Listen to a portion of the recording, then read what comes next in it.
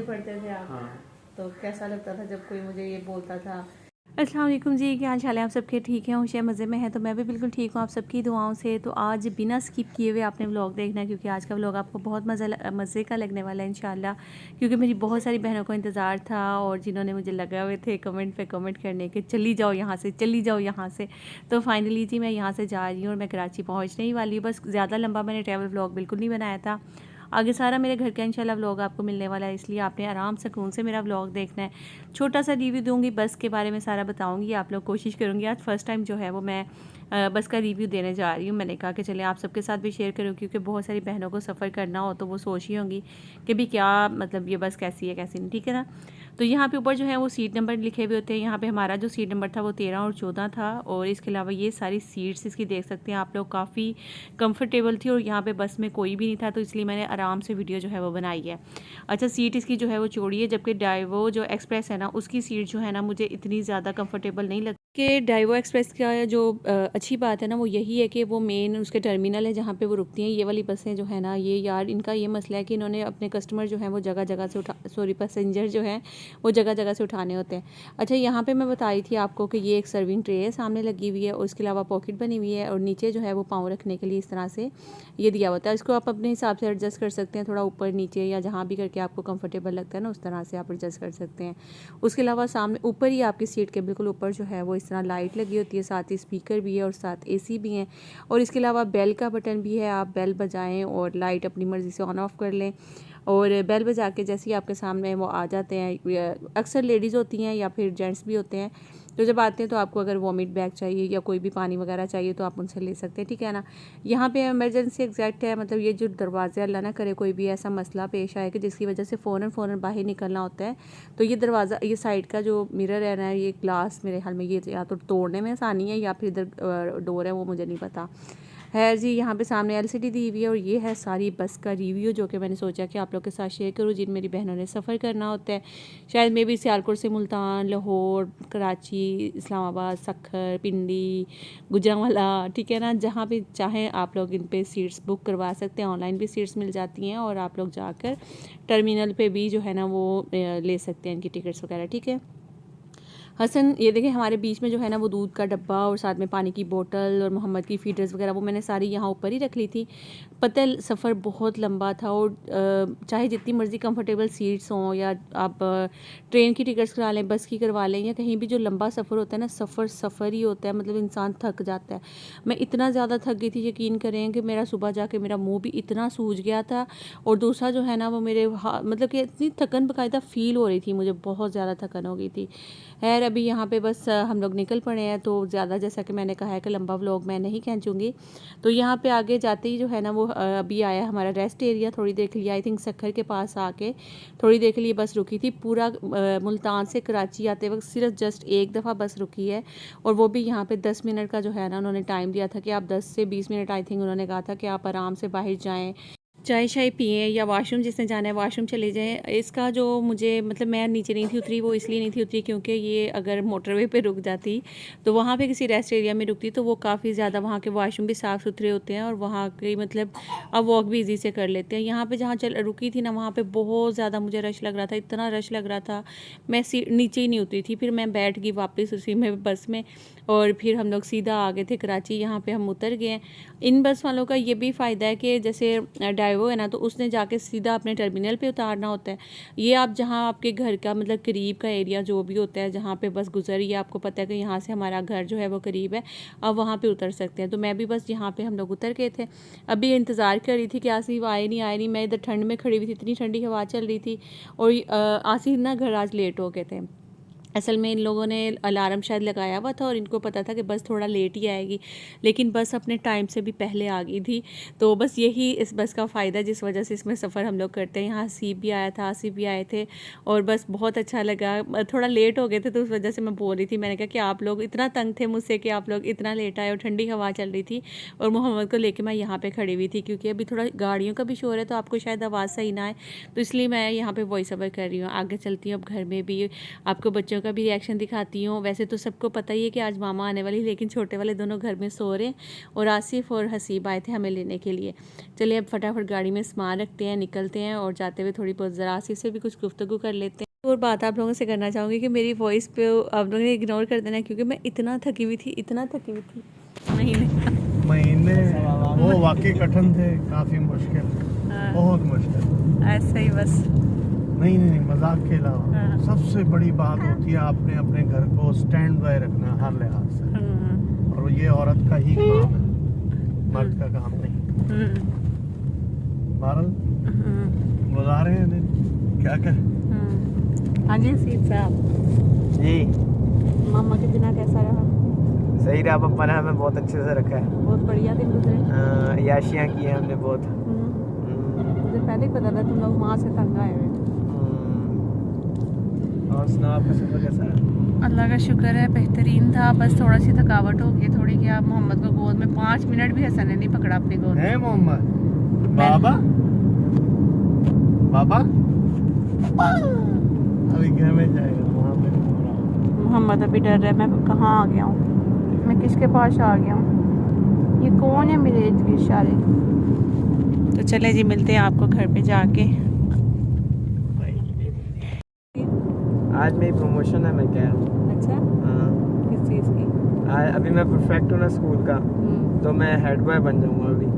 माशाल्लाह। तो फिर जो टीचरों के बाद सबसे बड़ा वो होगा ना ओहदा, वो फिर मेरा होगा। वाह जी वाह। फिर क्या करोगे? फिर क्या करेंगे, बच्चों को संभालेंगे, जितने भी परफेक्ट है स्कूल में उन सबकी हम ड्यूटियाँ संभालेंगे। और पढ़ाई कौन करेगा? हैं, पढ़ाई भी कर लेंगे। अच्छी पढ़ाई की है तभी तो बना रहे हैं। तुम्हें तो वैसे ही शुरू से स्कूल में बहुत पसंद करते हैं। जज्बा है हमारे। मोहम्मद कौन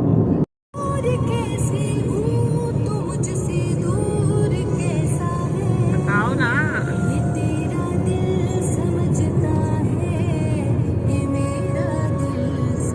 जिया, यस।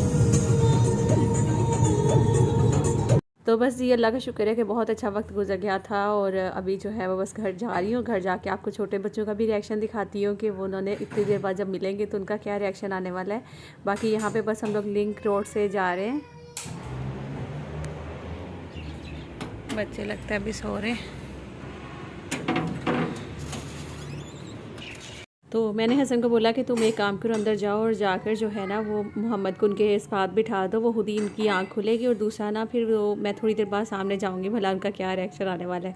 तो खैर अभी ये दोनों बिल्कुल जिसे कहते हैं ना टुन सोए हुए, इनको बिल्कुल पता ही नहीं था। हसीब और आसिफ दोनों तैयार होकर वो वहाँ पर पहुँचे हुए थे और ये माशाल्लाह घर में सो रहे थे। और अभी इन्होंने स्कूल भी जाना है, उसकी भी तैयारियाँ करनी है। और मोहम्मद को ला के इनके ऊपर बिठा दिया था, और मोहम्मद भी इनको ना काफ़ी टाइम बाद देख कर ना, तो वो भी इसको लग रहा था कि पता नहीं मैं कहाँ आ गया हूँ। इतना रो रहा था इनको देख के, मतलब किसी के पास जा ही नहीं रहा था ना वो। तो खैर बड़ी मुश्किल से इसकी दोस्ती करवाने की कोशिश कर रही थी कि इसकी दोस्ती तो दूर की बात, मैं चाही थी कि वो भाइयों को पहचान ही ले अपने को। और मैं यहाँ पे म्यूट इसलिए भी कर रही हूँ क्योंकि वो रो रहा था बहुत ज़्यादा। तो मैंने कहा कि फिर आप लोगों को भी इरिटेशन होगी कि नौरीन बच्चा इतना रो रहा है। तो असल में मैं भी साइड पर रुकी हुई थी, और यहाँ पर हुसैन की आँख खुल गई है। और आप देख सकते हैं वो बेचारा इतना प्यार कर रहा था इसके साथ, इसको साथ लगाया जैसे इसकी आँख खुली ना कि भाई आ गया। और अयान को भी पता चल गया। अच्छा जैसे ही मोहम्मद ने अयान का मुंह देखा ना, तो फिर उसको पता चला कि हाँ मैं कहीं अपने भाइयों में आया बैठा हूँ। अभी देखिएगा।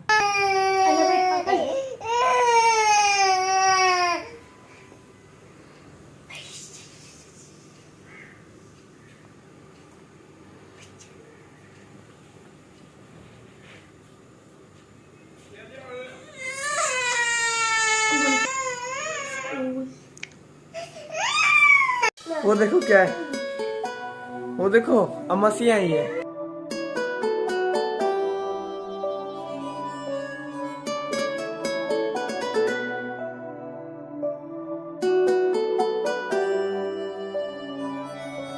तो जी बच्चे जो हैं वो एकदम से आके मुझे मिले, बहुत अच्छा लगा। और काफ़ी उदास भी हो गए होंगे यकीनन। और यहाँ पे देखें ज़रा, जैसे मैं रात को बच्चों की हर एक चीज़ तैयार करके रखती हूँ ना, यूनिफॉर्म, उनके शूज़ वगैरह, हर चीज़ मेरी आदत है।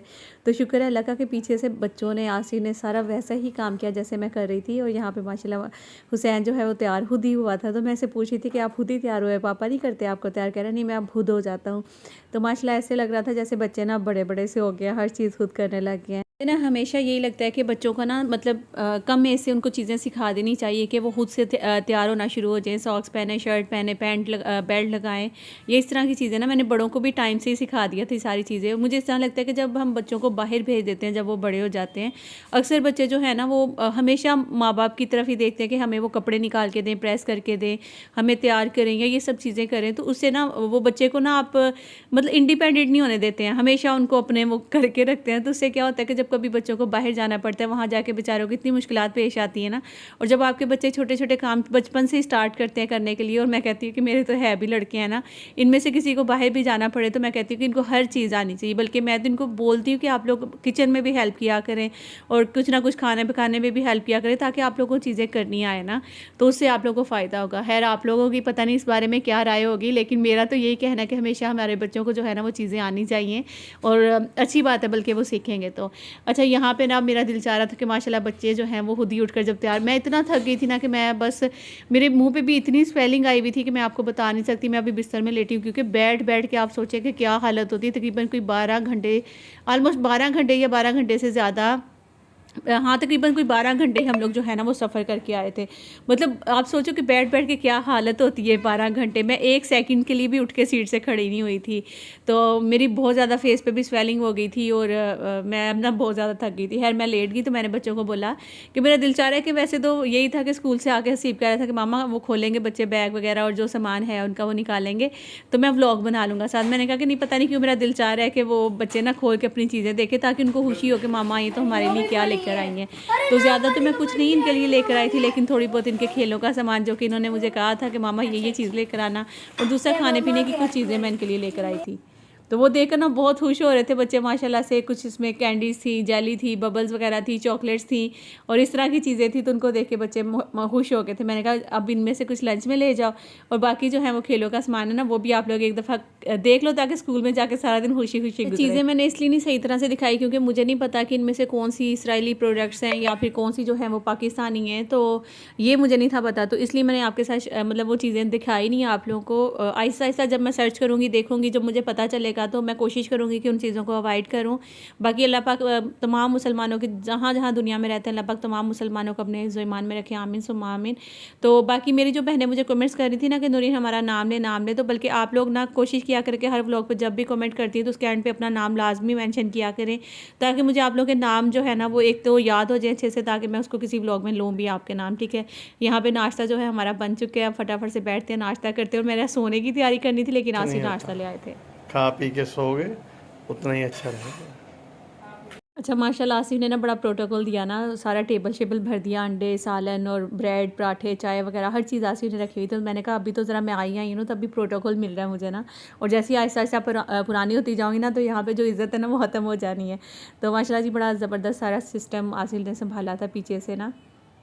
अच्छा जी, तो बच्चे स्कूल चले गए हैं, नाश्ता वाश्ता हम लोगों ने कर लिया, बैठे थे गपशप कर रहे थे। मैंने सोचा कि मैं आसिफ से पूछ रही थी अभी मैं कि आपको कैसा लगा कि जब बीवी घर पे नहीं होती तो टाइम कैसा स्पेंड होता है, क्योंकि ये मुझे छोड़ के, आप लोगों को याद होगा जब पंजाब जाने से पहले मैंने कहा था कि तो आप महीना महीना जाके मुल्तान रहते हैं ना, तो मैं आपको बताऊंगी कि अकेला बंदा कितना मुश्किल रहता है। तो अब मैंने सिर्फ इनका नहीं, वो सब तो ज़्यादा बड़ी परेशानी होती है ना, वो सिर्फ एक ही चीज़ दी होती कि पूरे घर में स्टैंड बाय रखना, चाहे वो बच्चे ने। नहीं वो चीज़ें छोड़े, आप ये बताएं कि मेरे बगैर आपका कैसा टाइम गुजरा। चले ठीक है, वो तो आपने माशाल्लाह देखें मेरी बात, घर वर सब सेट है, बहुत अच्छे से नीट एंड क्लीन है, साफ सुथरा है, आपने वो सब आपकी अच्छे से हैंडल किया। मैं ज़्यादा देर बच्चों को भी मैं देखती रहती थी वीडियो कॉल पे, वो भी आपने बहुत अच्छे से सब चला रहे थे, इसीलिए मैं सुकून से वहाँ बैठी हुई थी। मैं सिर्फ ये पूछना चाह रही हूँ, क्या वहाँ उस वक्त तक रहो जब तक आप अपने तमाम, जिसे कहते हैं ना कि अपने काम, भाइयों की जो दावतें हैं, बहनों की दावतें, और साथ में मैंने कहा कर लें एंजॉय, उसके बाद फिर मैं बताऊँगा। सबर है मेरा, मैंने भी तो जाना ना मुल्तान। बहरहाल ये होती है, टेंशन होती है घरों में, उनका भी लोगों का शुक्रिया जो बेचारे तनकीद करने के बाद हमें इस्लाह का मौका देते हैं। और दूसरी बात ये कि हाँ, घर में खातून का ना होना सबसे ज़्यादा जिसे कहते हैं ना वो खला होता है। आप दीवार में से एक ईंट निकाल दो, क्या वो दीवार मुकम्मल रहेगी? अब घर हाँ की हो जाती है ऐसे, वो थोड़ा रोशनी आती रहती है, जी, जी। वेंटिलेशन होती रहती है। उस रोशनी में से इंसान की गर्दन भी निकल जाती है। अच्छा, उसके बाद आप ये कह सकते हो कि मुझे सबसे ज्यादा परेशानी ये होती थी कि जब जैसे मैं घर में दाखिल होता था ना, आप नजर नहीं आती थी तो घर बिल्कुल खाली। जो सबसे ज्यादा फील मुझे होती है ना बात, कि इंसान घर में आया और इन्होंने ही मुझे इजाजत दी थी वहाँ रहने की। नहीं, मैंने कहा, इन्होंने कहा था मैंने कि कहा आप enjoy करें आराम वहाँ। से अपने घर में रहो, माँ बाप के घर में रहो, बहन भाइयों के साथ रहो, क्योंकि ये मौके बार बार नहीं आते हैं। और फिर मैं अब गई तो अब पता नहीं 3 क्या साल हुआ। 4 साल कोई पता नहीं नहीं कब। 3-4 साल तो नहीं है। नहीं, मुल्तान तो आप मेरे साथ जाया करोगी 6 जब महीने मुल्तान बाद। जाऊंगी ना तो हाँ। वहां से आगे भी छोटा सा राउंड लगाया करूंगी। तो चलो फिर एक है। चलो मैं वहाँ मुल्तान में अगर आज 10 दिन रहूंगा, 15 दिन रहूंगा ना, मैं आपको साथ लेके जाऊंगा। 2-3 दिन आप मुल्तान रहा करो और उसके बाद आप हफ्ता सियालकोट चले जाया करो। जैसे मुझे आना हुआ करेगा वापस मैं आपको बुला लिया करूंगा, फिर इकट्ठे तो कराची आ बहरहाल जाएगा। बहुत ज्यादा मजा आया और काफी एंजॉय किया हम लोगों ने। नहीं माशाल्लाह, आप लोगों में ब्लॉग देखता रहता था, देखते थे, बहुत मजा कमेंट्स आता भी था। पढ़ते थे आप। हाँ। तो कैसा लगता था जब कोई मुझे ये बोलता था कि बस चली जाओ अपने घर, क्या भाभी के नाक में तब तक। नहीं उनके वो मैं तो ये कहूंगा, मुझे बल्कि जिसे कहते हैं ना कि इसमें मैं ये कहूंगा वो मुझसे प्यार करते हैं। उसकी वजह ये कि वो मेरा दर्द जानते हैं। अच्छा, मैं जब वहाँ घर से निकली ना अम्मी के घर से, तो मेरे दिल में यही बात आई थी कि भाई ये लोग, मतलब आना तो था ही, मुझे वापस आना था मुझे। आज वो नहीं, कल गाना कल नहीं है, परसों। आखिर तुम्हें आना है, हाँ, तो जरा मैं देर लगेगी। जब मैं वहां से निकलने लगी तो मेरी अम्मी भी जाहिर सी बात है रोने लग गई। लोग तो आप लोगों ने देखा ही होगा वो वाला। और हम लोग भी जाहिर सी बात है सब इमोशनल हो गए थे। भाभी बड़ा रोई मेरी बड़ी वाली, जब वो अपने एक दिन पहले चली गई थी घर पे ना, तो वो काफी ज्यादा रोई थी वो भी। रिदा बहुत ज्यादा रोई, छोटी वाली भाभी बेचारी मेरे गले लग के गाड़ी में रोती रही, मेरा हाथ पकड़ के कि आपने मेरा बहुत ज्यादा साथ दिया, मुझे मेकअप किया, मुझे तैयार किया। ड्रेसिंग के लिए आप जब दावत पे जाना होता था तो आप फौरन से मुझे बताती थी ये पहनो ये पहनो ये करो। क्योंकि भाभियों को हम लोगों ने भाभियां नहीं समझा, हमने अपनी बहनें समझा, उनको अपने साथ रखा हुआ है। और बहुत नहीं ये मतलब हमें मैंने खुशी होती है कोई हमारी भाभी के बारे में अच्छा बोले। ये मैंने व्यूज जो आपके व्यूवर्स है ना, उसमें जो कमेंट्स बॉक्स में आपका वो जो कमेंट्स आते हैं, मैंने बहुत सारे लोगों के जो आपके साथ लगाओ प्यार, और सबसे बड़ी बात ये कि आप मेरे व्यूवर्स तो मुझे ही भूल गए थे ना वहां जाके। हाँ। मुझे भूल गए थे नहीं, वो आप ही के जरिए तो देखे मेरी भाभियों को, मेरे भाइयों को, मेरी अम्मी को, सबको, मतलब उनको आपस में शायद वो कंपेयर करने लग गए थे या उनको ही ज्यादा वो पसंद भी कर रहे थे। हर अच्छी बात है और मुझे तो खुशी असल हुई में- बल्कि कि मेरी फैमिली को इतना पसंद कर रहे हैं। लेकिन मुझे सब भूल गए थे। मुझे किसी ब्लॉग में याद ही नहीं किया जाता था, नहीं, किसी नहीं। कमेंट सेक्शन में कि नौरीन तुम कैसी लग रही नहीं, हो, वो कैसी लग रही। उन सबको मैंने मना किया। अभी मैं यहाँ पे बहुत ज्यादा मोटी आ रही हूँ करीब से, तो मैं थोड़ा सा कैमरा दूर कर देती हूँ। नहीं वो ये बात नहीं है। तो इस तरह से हो रहा था। बाकी आप लोगों ने बहुत ज्यादा साथ दिया, थैंक यू सो मच। मैं चाहती हूँ कि आगे भी इसी तरह मेरे साथ देते रहा करें। और मेरे बल्कि अभी मेरी जो कोशिश है इंशाल्लाह, ये जो मेरी इस मंथ की जो पेमेंट वगैरह होगी सब जब आएगी वो मैं आपके साथ इंशाल्लाह शेयर करूंगी इस दफा। इंशाल्लाह। तो वो पेमेंट भी मैं शेयर करूंगी। फिर मैं उस पेमेंट से, मैंने आपको कहा था कि मुझे अब जब अच्छी पेमेंट आएगी मैंने वो बेड लेना है अपने रूम के लिए, तो मैंने वो बेड लेना है इंशाल्लाह। तो आसिफ मुझे कह रहे चलो अब भी दिला देता हूँ, तो मैं बेड अभी थोड़ी देर पहले ही मैं जिक्र गई थी, मैंने कहा नहीं मैं अपनी पेमेंट से बेड लेकर आऊंगी और मैं एक अच्छा सा जो मैंने सोचा हुआ ना उस तरह से मैंने रूम सेट करना है, ठीक है।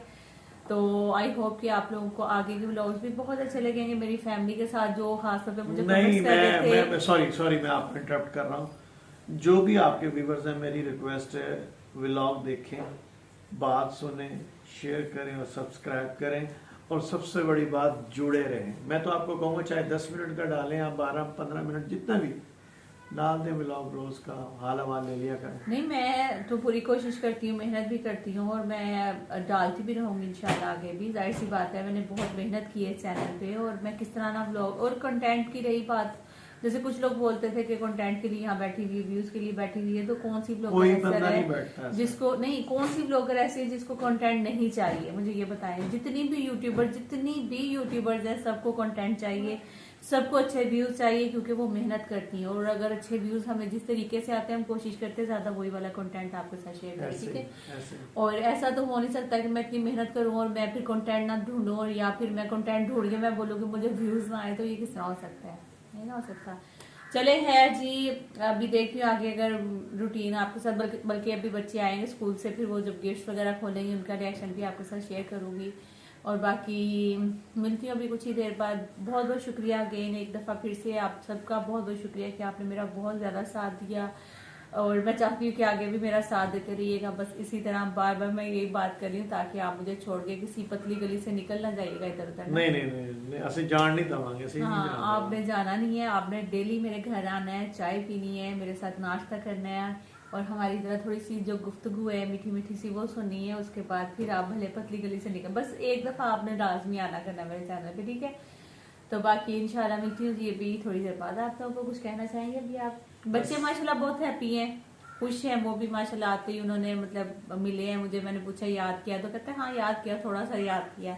तो जब बल्कि मैं थोड़ी सी सख्त हूँ, ये इतने सख्त नहीं है, तो इसलिए बच्चे जो है ना वो मुझसे थोड़ा सा वो मामा दूर है तो अच्छा है वो इस टाइप के, क्योंकि माएँ हमेशा घर में रहती हैं, बच्चों को डांटती भी हैं, हर चीज से रोकती भी हैं। तो वो बच्चे जो है ना उनको यही होता है कि मामा तो हमें हर चीज से रोकती टोकती रहती है। तो बाप है तो वो कभी कभार घर पे होता है तो या फिर वो नहीं जनाब आप बच्चों से पूछ लीजिएगा, हर लिहाज से उनकी माशाल्लाह केयर की है। तो चलें फिर अभी मिलते हैं। अभी थोड़ी देर बाद तो नहीं, यहीं से इंशाल्लाह व्लॉग कंटिन्यू करूँगी नेक्स्ट वाला, क्योंकि अभी ये व्लॉग बहुत लंबा हो गया है। शाम का आसिफ ने क्या सरप्राइज़ मुझे दिया, और उसके अलावा जो भी मेरे इसके बाद की रूटीन रहेगी वो सब आपके साथ शेयर करूँगी। और दूसरा यार, आप लोग के कमेंट्स आए थे कि अब हमें आपके मैके के व्लॉग ज़्यादा अच्छे लगते थे, यहाँ के शायद नहीं लगने इतने। यार ऐसे तो ना बोले, मैं पूरी कोशिश करूँगी कि मैं अच्छे से अच्छे व्लॉग बनाऊँ। बस आप लोगों ने मेरे साथ देता रहना है और खुश रहना है बस। ओके जी, ख्याल रखिएगा अपना। अल्लाह हाफिज़। Like share subscribe.